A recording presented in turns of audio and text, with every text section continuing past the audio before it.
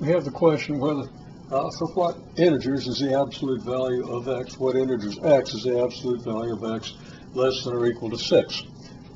We got a pretty quick answer. Clearly, x can't be bigger than 6, because if x is bigger than 6, its absolute value is bigger than 6, and therefore not less than or equal to 6. So one thing we can definitely say is that x has to be less than or equal to 6 in order for this to be the case. However, if x is too much less than 6, for example, if x was negative 10, then the absolute value of x would be 10, which would no longer be less than or equal to 6. So if we go too far into the negative numbers, if whatever's inside the absolute value sign is too far into the negatives, then we're not going to have a valid inequality. That value of x will not satisfy the inequality. So we conclude that, well, x has to be not less than negative 6. Okay, x has to be then greater than or equal to negative 6. Now, you could list the integer solutions without even thinking of that. You could think of integers, well, more than 6 is too much. Let's go negatives, negative 1, negative 2, and so forth. As soon as we get to negative 7, we realize we've gone too far because the absolute value of negative 7 would be too big. So for the integer solutions, we would go from negative 6 to 6. Now, let's just do a picture down here. We go from negative 6 to 6. Now I ask the question, what number's in the middle between negative 6 and 6? Well, it's 0. So 0's in the middle. And how far is it from the middle out to here and from the middle over to here? Well, it's 6 units this way, 6 units this way. So this inequality represents a set of numbers that's centered at 0 and moves 6 on either side of 0. So there's a geometric interpretation of this inequality, and that's going to be very important. Now, I'm going to stick with the geometric interpretation for a little while, and let's go with absolute value of x minus 1 less than or equal to 6. First, let's list the integers that satisfy this inequality. We can do this by inspection. We realize that if x is negative 5, this is going to be okay. Negative 5 minus 1 is negative 6. The absolute value would be 6. If we go to negative 6 minus 1 is negative 7, so the absolute value would be 7. It would no longer be less than or equal to 6. So negative 5 is as far as we can go.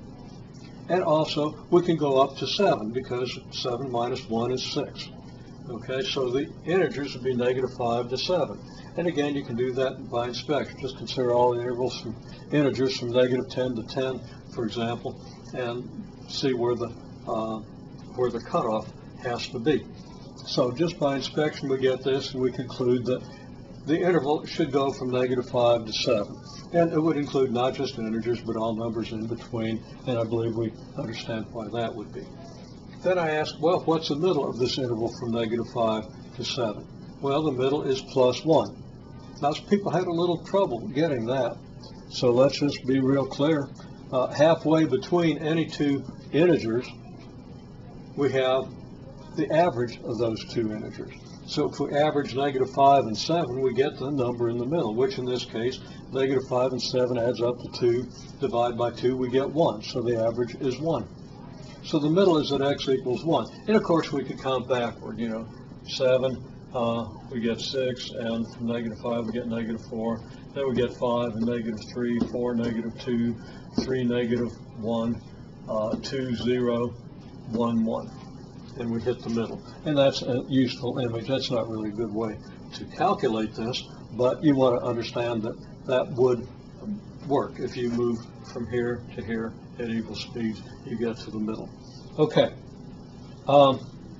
Now, I observe that in this case, between here and here, we replaced x with x minus 1, and that shifted our interval 1 unit to the right. Why is that? Well, in order to give you any value,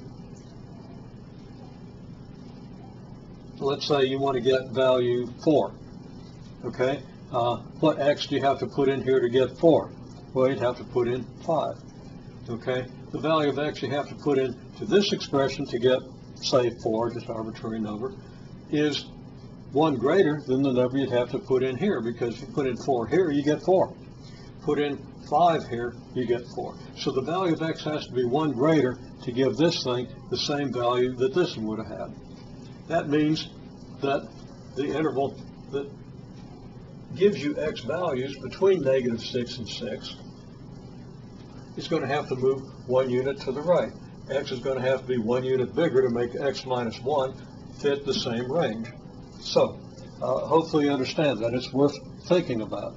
It's a very important thing. You know from the courses that everybody in the class here has taken that you transform graphs by shifting to the right or left, shifting up or down. And that depends on replacing x by some x minus h, usually is the way it's done, and replacing y by y minus k.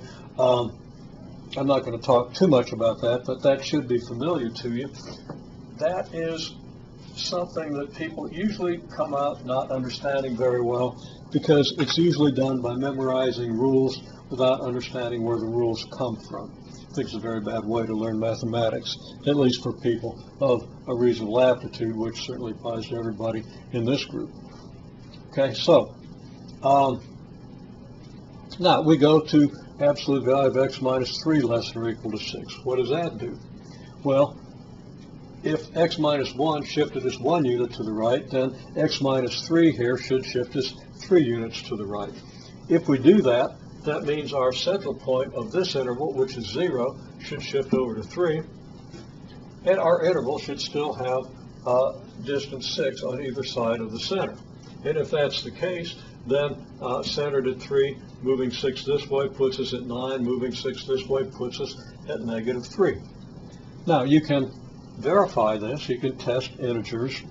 Okay, if x is -3, -3 minus 3 is -6. The absolute value would be 6. So if x was -4, that would give us 7. That's not going to work. So -3 is your limit on this side, and 9 is your limit on this side, because 9 minus 3 is again 6. So we get the picture of all these things having the 6 on the right hand side. All these inequalities give us intervals that move 6 units on either side of some central point. And that's very important. Okay. Now, another example, x plus 3 less than or equal to 6. Well, you can verify that shifts the graph 3 units to the left. Okay. So if we shift the center from 0 to -3 and then move 6 units this way, we get -9. -9 plus 3 is -6. Well, there's your left-hand limit.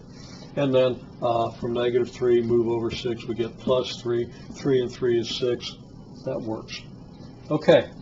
We'll say more about this, and you'll see more about this as you work through the problems in section 2.